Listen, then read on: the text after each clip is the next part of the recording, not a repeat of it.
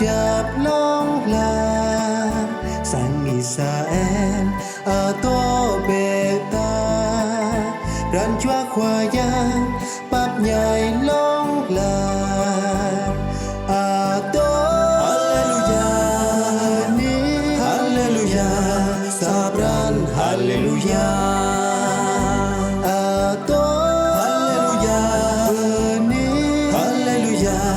sabran haleluya dengan kanua qua yang vô cầu bố bố đi câu hang pran có tăng câu bù về ô qua yang to rom câu có thọ ra lên làng qua ya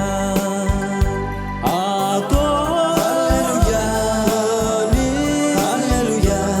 sabran haleluya to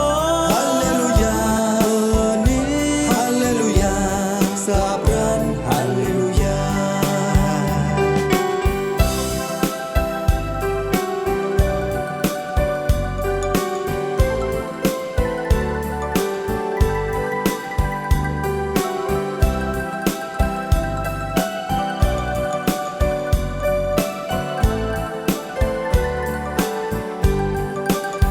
Lặng